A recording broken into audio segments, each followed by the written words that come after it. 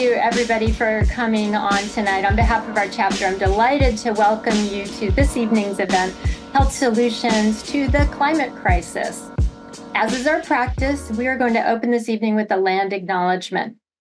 With respect, we acknowledge the Ohlone, Miwok, Patwin, and other Indigenous peoples whose ancestral lands we currently occupy in the greater San Francisco Bay region. This land acknowledgement helps remind us of how the taking and occupying of Indigenous lands and the exploitation of Indigenous people and those lands is directly connected to the climate crisis, and how building relationships with and following the leadership of Indigenous people here and everywhere is crucial as we seek and build long-term solutions to the global climate crisis. With that in mind, you may be interested in viewing the recording of an event that we held just recently in April called Cultural Burning and Climate Resilience. It's going to be available very soon on our YouTube channel. And in fact, we invite you to go to our YouTube channel and view all of our past events that are there. And a little later on, I'll put the link to our YouTube channel in the chat. So before we dive into the program, I do want to quickly share a little bit about our parent organization, the Climate Reality Project, and a little bit about our chapter. The Climate Reality Project is an international nonprofit organization founded and chaired by former U.S. Vice President Al Gore. Mr. Gore founded this organization in 2006, shortly after the release of his documentary, An Inconvenient Truth. The organization's mission is to mobilize a global grassroots network of climate advocates. And today, Climate Reality spans 170 countries, now with 50,000 climate reality leaders around the world, trained by Mr. Gore. Our chapter is one of over 100 nationwide chapters here in the U.S. focused on taking action to address the climate crisis. We have in our chapter, over 1,600 members across the San Francisco Bay Area region, which makes ours one of the largest chapters in the world. And we are actively promoting climate action with efforts focusing on pushing government at all levels to adopt policies that ensure a just transition to a safer, healthier, decarbonized future, and on advancing diversity, equity, inclusion, and justice to bring frontline communities to the forefront of climate action. So I'm going to introduce our speaker, Dr. Mann, in just a moment. There will be a chance for Q&A at the end of Dr. Mann's presentation. So please hold your questions during the presentation, but if a thought comes up during the presentation, please feel free to put it in the chat. So I am pleased to introduce our speaker tonight, Dr. Jeff Mann. He is an orthopedic surgeon who lives in Lafayette and practices in Oakland. He has been active in the climate movement since the 2019 climate strikes, when the environmental medical group Climate Health Now was started.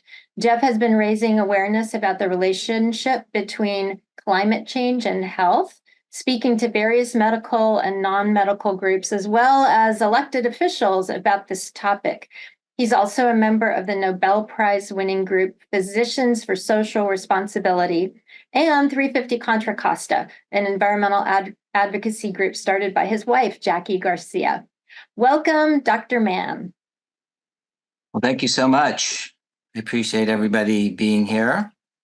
Thank you, Margot, and thank you, Brenna, for inviting me. This is very nice to be able to speak with you guys about what I call health solutions to the climate crisis. So this is what I'm going to talk about. I'm going to discuss where the greatest effects of climate change on human health will come from. I'm going to make a connection between climate and health and why climate solutions are health solutions. And then at the end, I'm going to discuss how healthcare providers are advocating for the climate. Here's my road to climate advocacy. I've always loved the outdoors, and luckily being in California, there's no end to beautiful places to explore. Our family spends most of our vacation time exploring the national parks in the West. About 4 years ago, I read this book, The Uninhabitable Earth by David Wallace Wells. And this showed the environmental effects that we were going to see with various degrees of warming. Then, as these future predictions started becoming a reality, the fires, droughts, the effect of bark beetle, I realized that I needed to do more for the environment than just drive an electric car and avoid eating red meat. This was also the time in the fall of 2019, the climate strikes that Margot had mentioned, that I was introduced to a new climate group that had just formed, which is called Climate Health Now. And this combined using our voices as health professionals to advocate for the climate. So this very busy slide illustrates the extensive impact of climate change on human health. So I'm not going to cover all of these, but I am going to cover the ones on the top of the circle, which I think are sort of the most relevant to where we live: extreme heat, severe weather, air pollution, and changes in vector ecology. I'm going to start with weather and climate disasters because, let's face it, they certainly grab the biggest headlines, like we see here. One way that we categorize weather disasters is those events that cost at least $1 billion.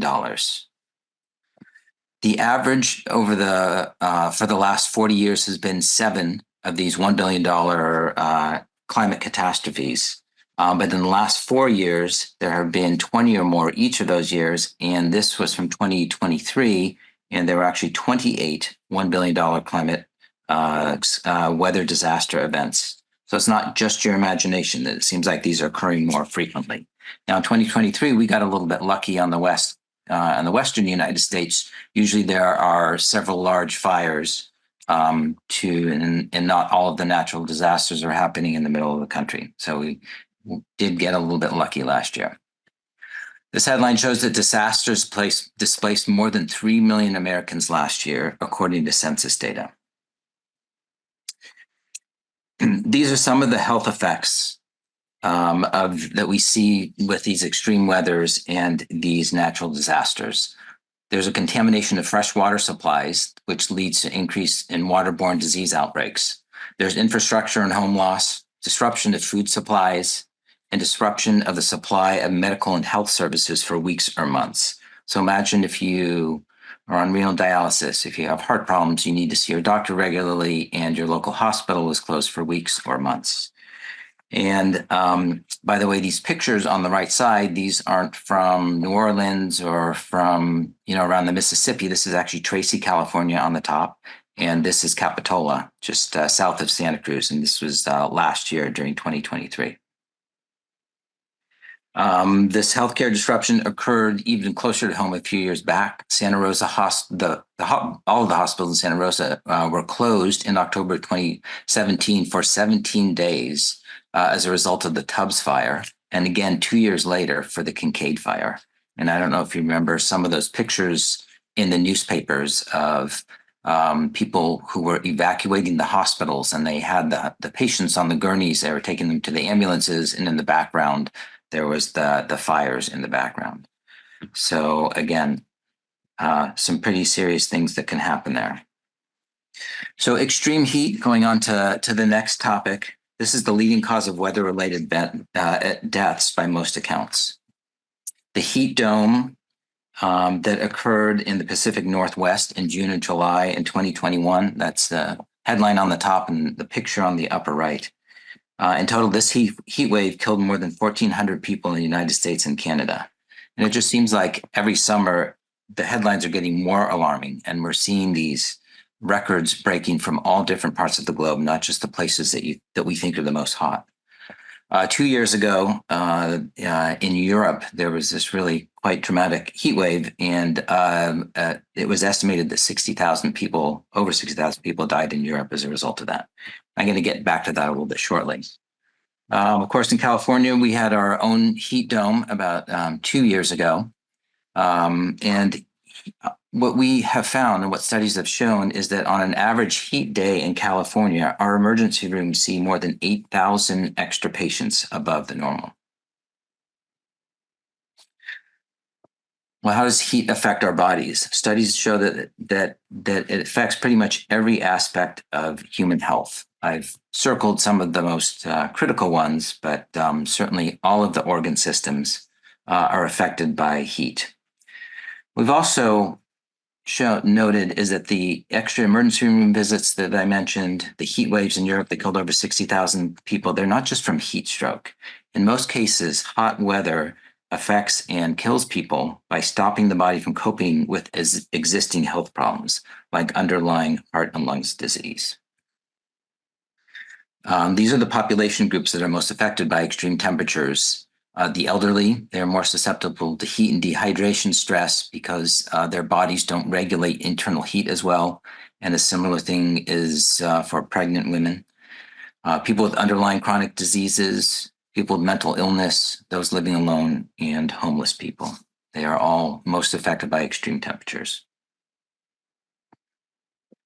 Well, we can't really talk about climate disasters without talking about fires, since we are in California. As we know, 8 of the 10 largest fires have burned in the last 6 years. Again, we have gotten a break in the last 2 years or so.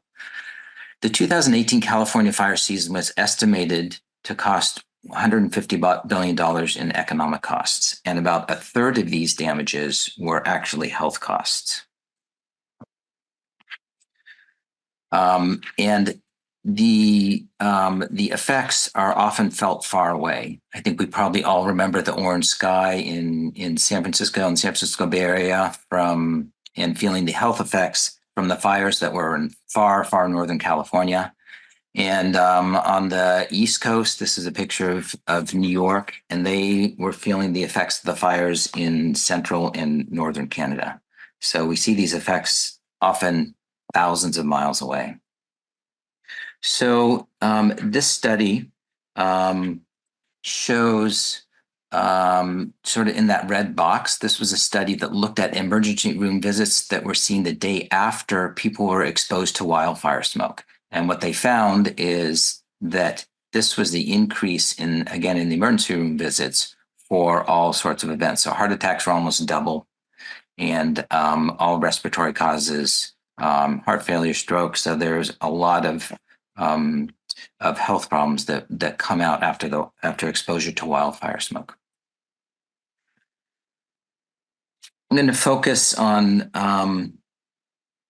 So I'm going to go to the health changes in vector ecology. And I think you'll see why there's a couple of really important things. And we sort of think of this as vectors and mosquitoes, and those are diseases that are in Africa or maybe South America or in Asia, but that's not going to be necessarily true in the future.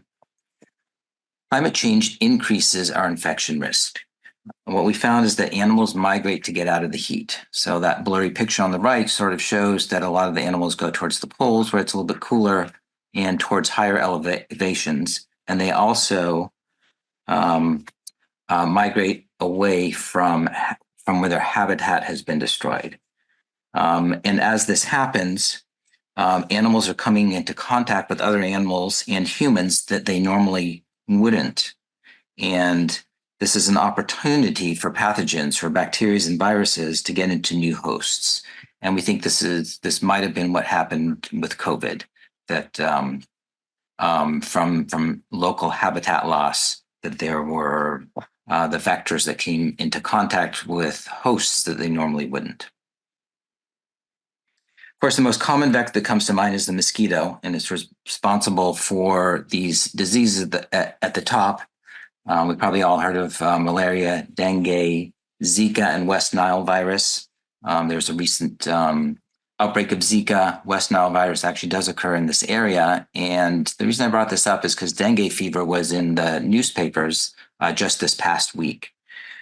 As more areas become warmer and wetter as a result of climate change, mosquitoes can expand their range. So spring comes earlier and fall lasts later. And so there's more hotter months, and this causes a larger mosquito populations, and they don't die out during the winter. So obviously, if there's more mosquitoes, there's a greater chance of infection. And this is playing out right now with dengue fever in Latin America, and specifically in Brazil. There are fewer places where the temperatures drop below 15 degrees Celsius in the winter, and this is the temperature at which the mosquitoes die. So they're around for longer. There's larger outbreaks. They occur early in the year, and the heavy rain from El Nino cause more standing water, and that's where the mosquitoes multiply. In Brazil, there were 6 million cases so far this year, which is 3 times as many as all of last year. And this is a pretty devastating disease. About a quarter of people fall ill, and 5% of them have life-threatening illness. I'm going to move on to air pollution.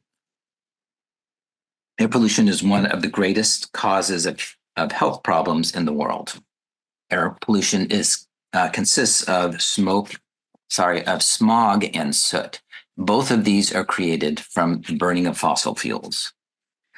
And climate change also is caused by the burning of fossil fuels. And although air pollution isn't directly a result of climate change, it is made worse by climate change. And the cause of both climate change and air pollution is the particulate matter that occurs from the burning of fossil fuels.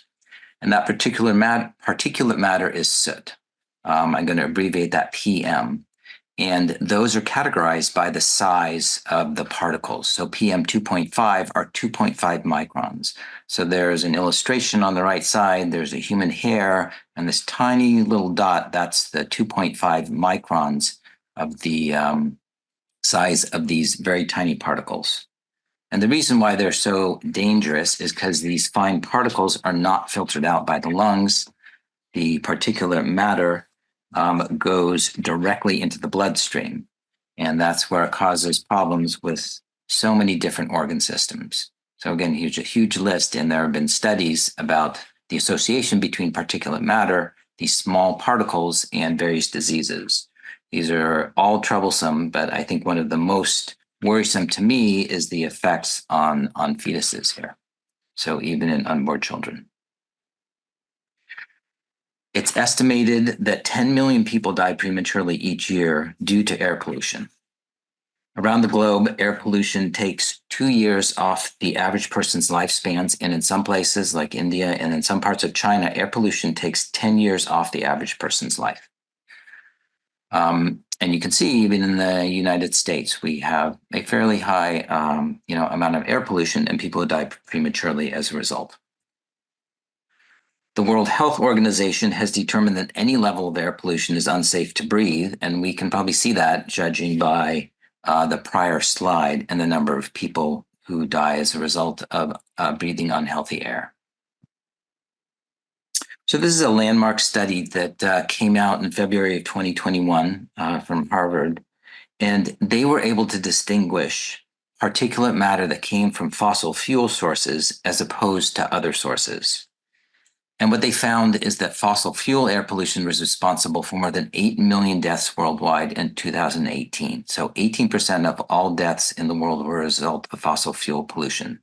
So this was landmark in that finding, and this was at least double the previous estimate of particulate matter mortality. My takeaway is there's a couple. One is that not all air pollution is preventable. Forest fires not always preventable, but fossil fuel emissions are, and we need to do everything that we can to limit them. Some people in the climate and health sphere also think we should be focusing more on air pollution because it doesn't really get as caught up in culture wars like climate change when you're talking about climate change. So I find this a pretty compelling argument because it's hard to really argue against breathing clean air. In the medical community, we see firsthand the fact that climate change is an environmental justice issue. The health impacts of climate change disproportionately affect low-income communities and communities of color. These communities and populations often have pre-existing health conditions, and part of that is from living in unhealthy physical environments. They live near industry and refineries, and they're exposed to harmful air and water. All right, so let's talk about something positive. Health communities also realize the important link between climate and health. Warming of the planet is causing health problems throughout the world. Fortunately, though, we have solutions that are available right now, and these solutions are beneficial to our health and also the health of the planet. This is what I call climate and health solutions. And these are the solutions. These are the ones that we have. We have them right now, and they can help to slow and stop climate change and improve our health. They are solar and wind power to electrify the grid, battery storage, electric cars and trucks, and the electrification of homes and cities. So I'll get more to the solutions in just a minute, but what I want to demonstrate here is that we have taken big initiatives like this in the past in order to improve our environment and health. The Clean Air Act was initially introduced in 1970, and then it was revised in 1990, and it regulated these six air pollutants. And that graph on the right shows the significant decrease in all of these pollutants over the 30 years in that graph. And that reduction has remarkably cleaned our air and saved lives.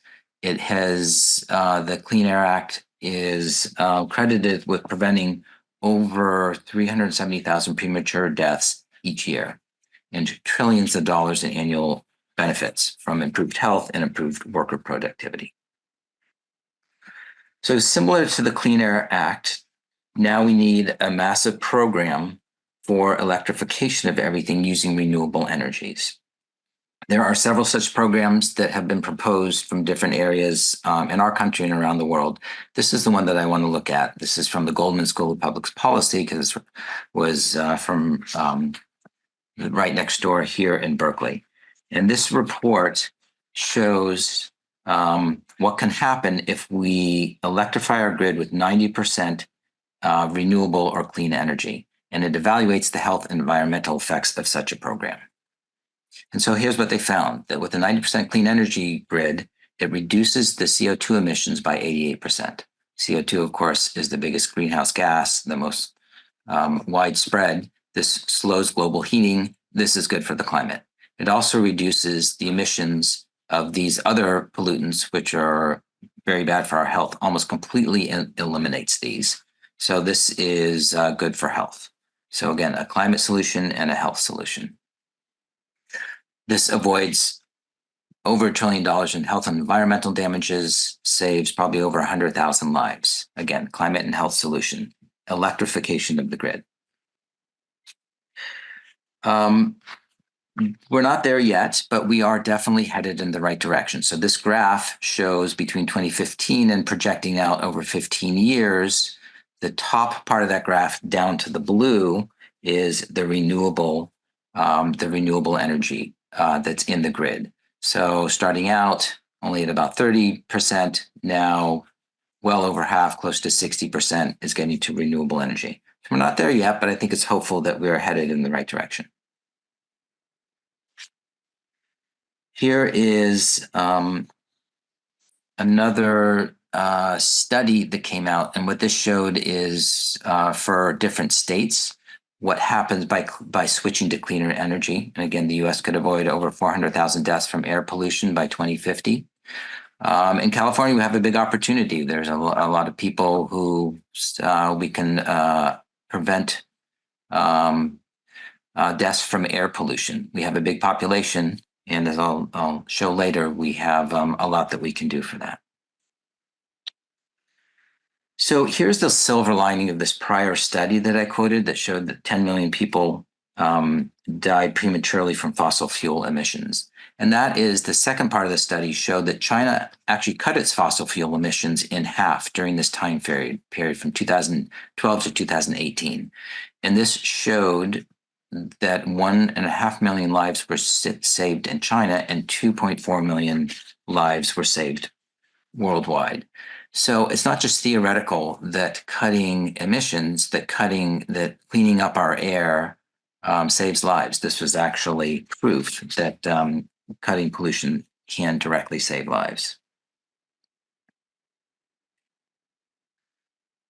We're now realizing the health harms of living with fossil fuels in our homes, primarily from gas stoves, especially poorly ventilated ones. So you probably heard about this in the last year or so. This has been in the news quite a bit.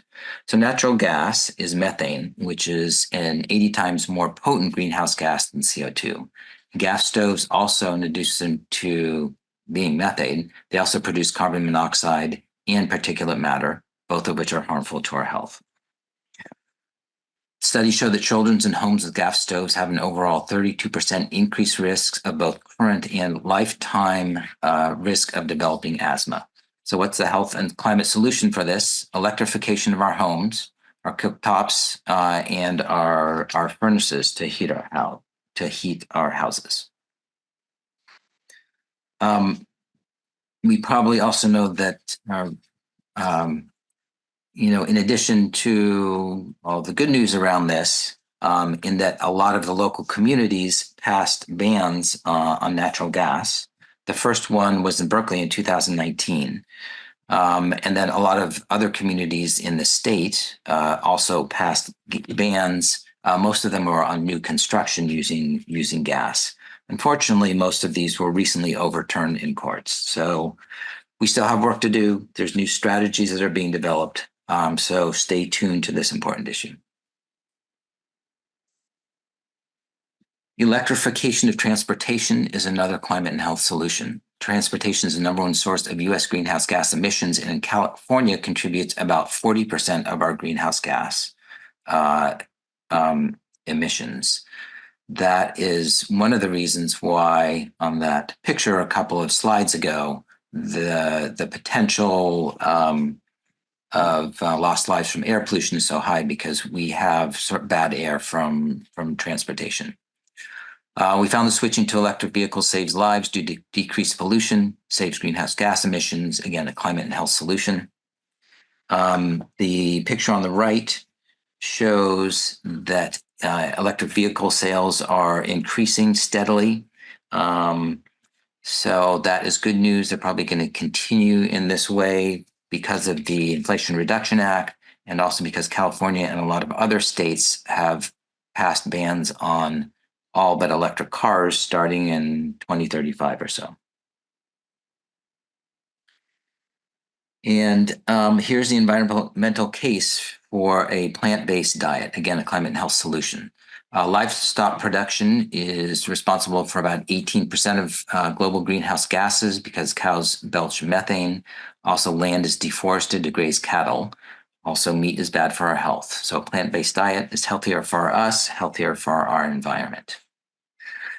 This table on the right shows a comparison of greenhouse gas emissions per kilogram of beef, way up on the top, versus that of vegetables, way down on the bottom. So 20 servings of vegetables is equivalent of, actually has fewer greenhouse gas emissions than one serving of beef. Here's the health case for eating less red meat, lowers your risk of all of these bad things that can happen.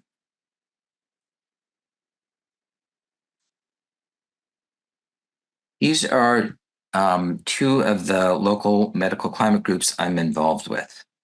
We are using our health voice to advocate for the environment. One is called Climate Health Now.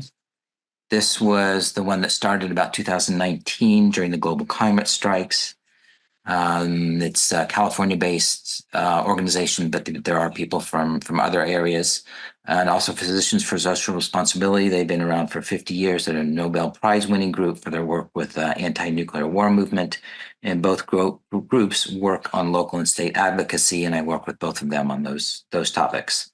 The California Medical Association is also beginning to concern itself more with environmental issues, and hopefully they will be strong advocates as well. So we are very concerned with the air quality in California in general and the Bay Area in particular, especially as we found that particulate matter is so bad for us. So these lists are compiled every year. They're called they're by the American Lung Association, and they're called the State of the Air, and they look at 3 different types of pollutants. And you can see, so these are for the entire country. These are metropolitan areas in all of the United States. And California, is in all of these lists, and unfortunately, with quite frequency. And even the Bay Area here, we're at the top of all 3 lists. Now, admittedly, this is better than it was probably about 3 years ago when we were up quite a bit higher. So this is a picture. It's a little bit hard to see, but there's a map of the Bay Area, which is in the background. What this is demonstrating is the pollution that is caused by some of the Bay Area refineries. We have 5 in the San Francisco Bay Area, and this shows a plume, a model of a plume from 2 of the refineries. And this is the particulate matter that comes off of these refineries. A Bay Area regulatory agency called BACMed brought forth a rule to force the refineries in the Bay Area to limit their emissions from particulate matter. Now, of course, the refineries fought very hard against this.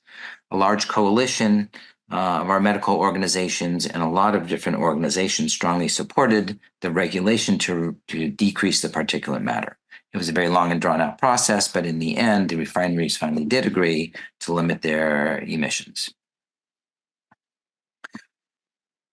Surprisingly, California has no setbacks, excuse me, between oil and gas wells and where people are living. Excuse me. You can have an oil well, should you wish, right in your backyard. So there's no setback law. And what we have found from people who live in proximity to oil and gas extraction is these are all the health risks. And there's really particularly a lot with premature births and birth defects. So we have, along with some other organizations, we have tried to support oil and gas drilling setbacks.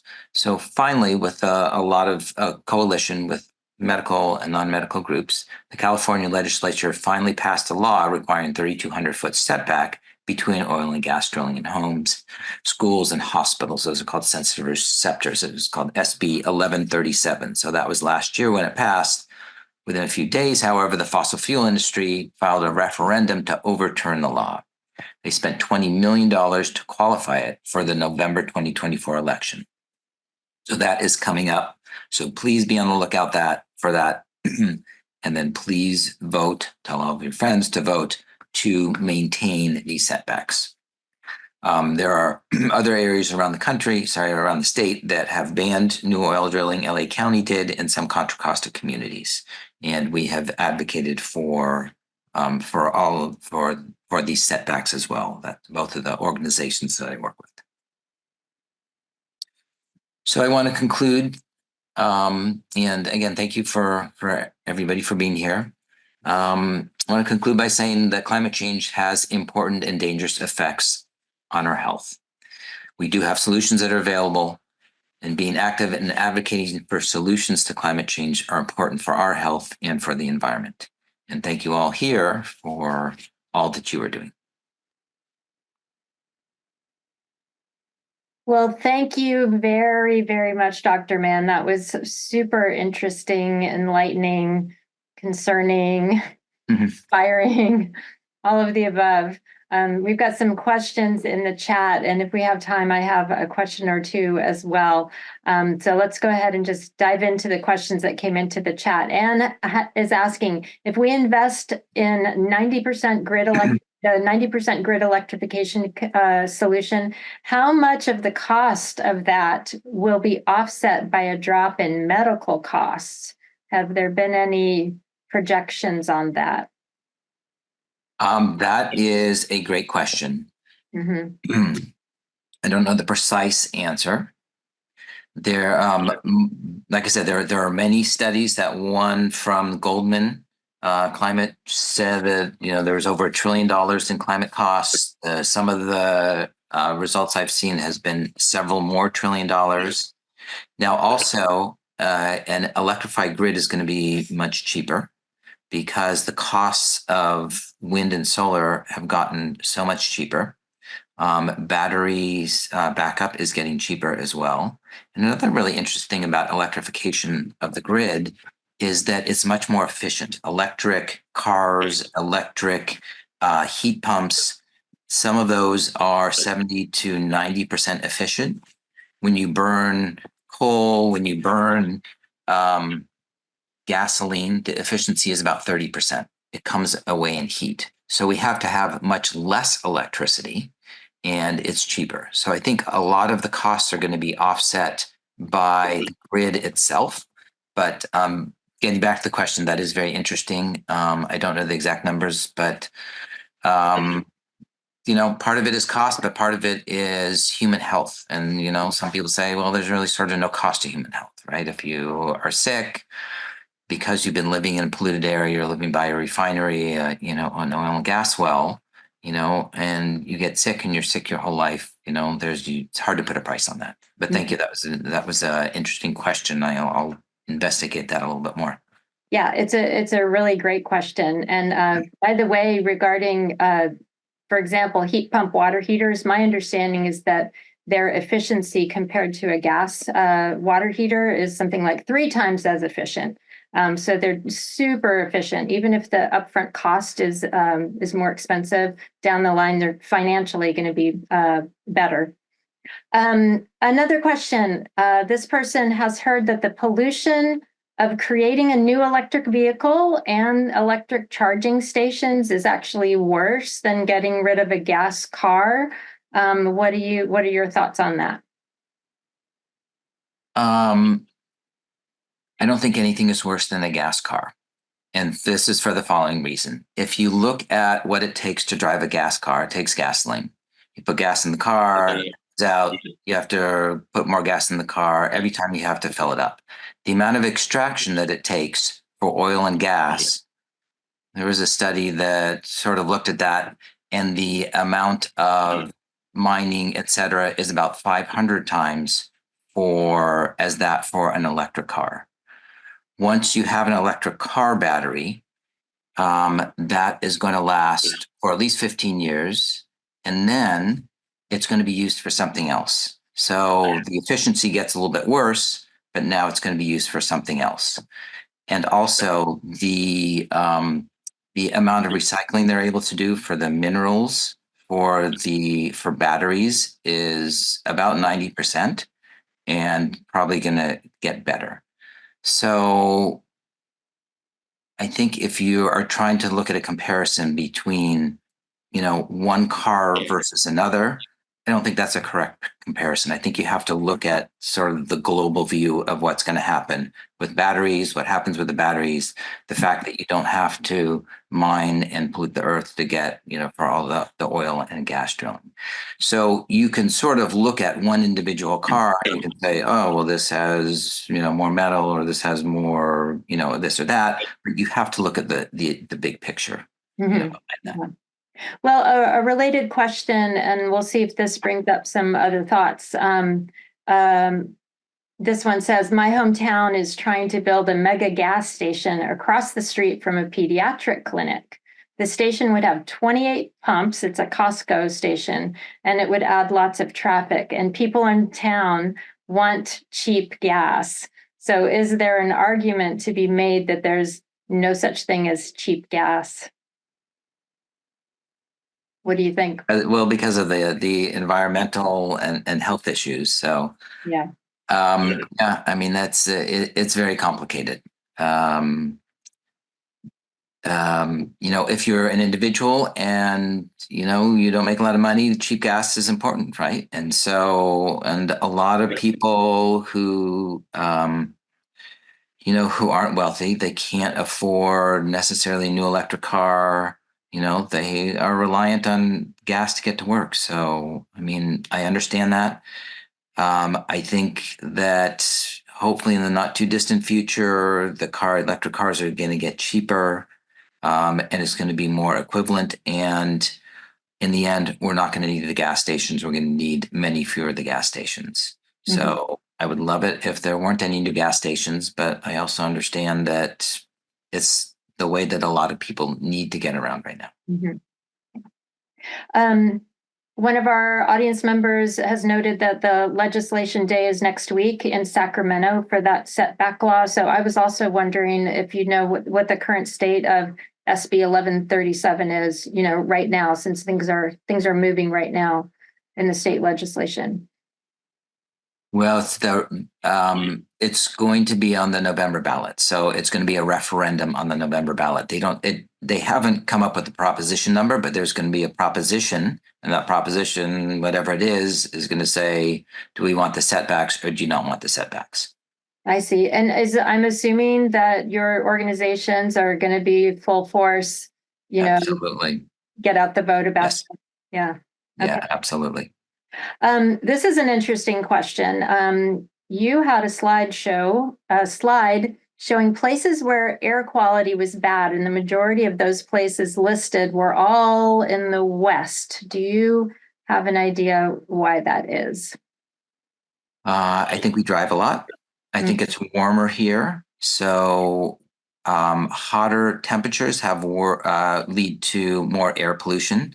There's a chemical reason for that. And like I said, we do drive a lot in California. Um, and it's funny because Jackie, my wife, and I were talking about this last night. Certainly in the Bay Area, a lot of it is from the refineries because we do have the air from the refineries.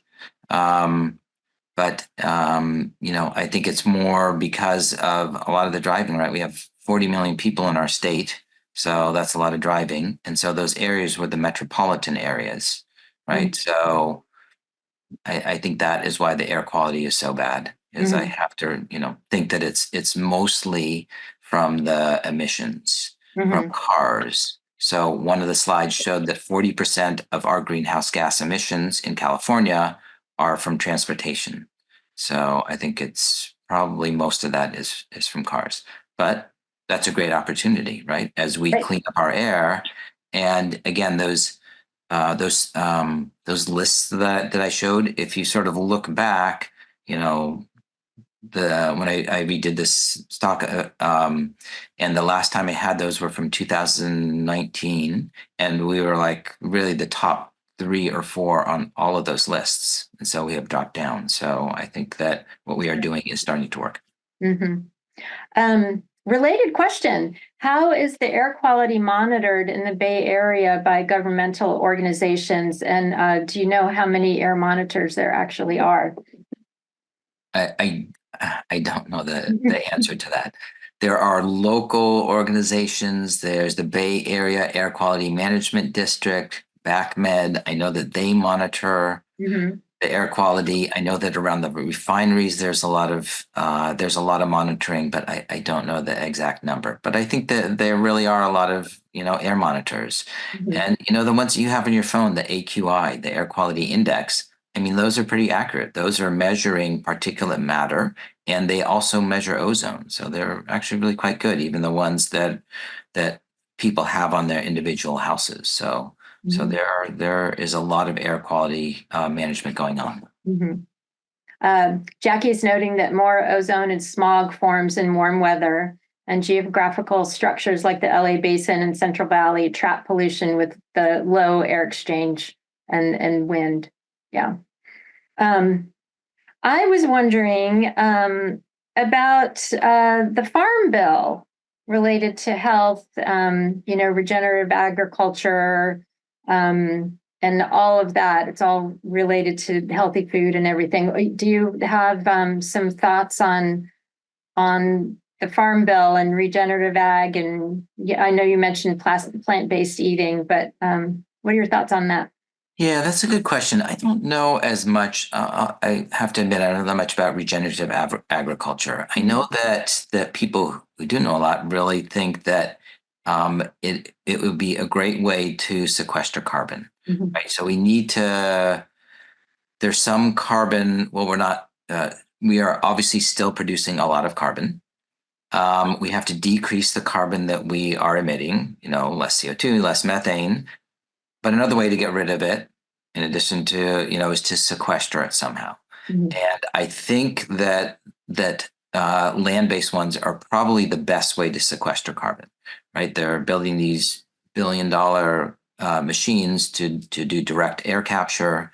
I mean, I think if you set aside enough land, or you set aside appropriate areas of land, I'm sure they could sequester a lot more. But the problem is, you have the economics behind it, and companies, want to build big structures because they paid more to do it, et cetera, as opposed to setting aside some land. So I think it's very good, but I must admit I'm not an expert on it. So as climate activists for this year in 2024, if you were to, if everybody on this call was going to take some sort of action, what what would it be? We could do one thing, maybe two things. What would it be? Well, certainly the setbacks in California, because there's no reason why they should be overturned. The legislature, I'm shocked by that photo that you had of the drill right next to the home. Yeah, no, that's in Los Angeles. Yeah. So that is always huge.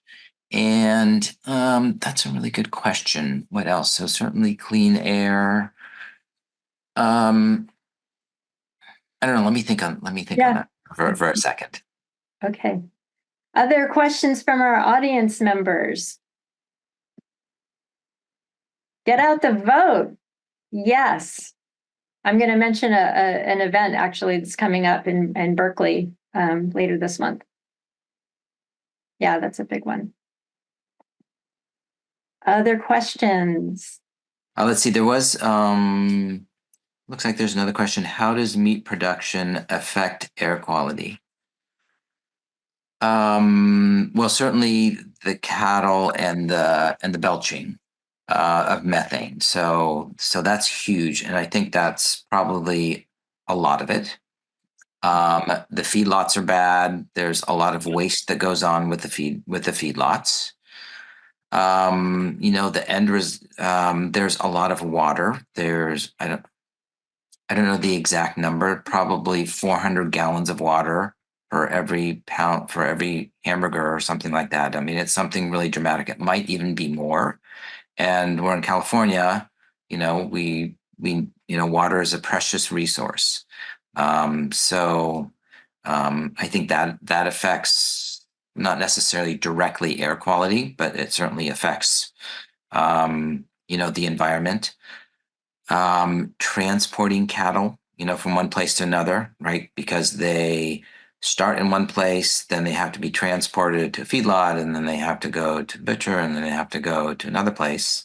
So you have to refrigerate it. So, I think that there's really all along the way, it's a very energy intensive and polluting industry. Mm-hmm. Thank you. Thank you. Well, before we do close tonight, I do want to let our audience members know that we've got 2 other chapters events that are coming up soon. There is a music and dance climate vote fest in person at Freight and Salvage in Berkeley. It's on May 28th at 7:00, and it is a get out the vote event. So put that one on your calendar. I'm going to put the chapter events link in the chat in just a moment. We also have in June an online event with a different angle to look at the climate crisis. It's called How to Fight the Climate Crisis with Veterans for Peace. So this is greenhouse gas emissions related to war. And so that will be June 17th at 6 p.m. I also, as I mentioned earlier, want to encourage you to check out our YouTube channel for past events hosted by our chapter. We've had some incredible speakers on a wide array of topics. So again, I'll put that in the chat before we leave. I have a lot of things to put in the chat. Also, really quickly, I just wanted to mention that in Pacifica, where I live, there's an in-person event called Healthy Air, Healthy Home next week on Thursday. There was a slide that Dr. Mann showed about gas cooking, and on it you may have noticed one of the organization's Mothers Out Front was on that slide. They are one of the organizers of this event. So it's going to focus on indoor air quality, specifically related to the kitchen. So many thanks to Dr. Mann for enlightening us on some of the many health effects of climate change and also some of the solutions. I want to thank you for coming. We're going to stay on for just a few minutes longer so I can put some things in the chat. And we really appreciate you being here tonight. Thank you very much.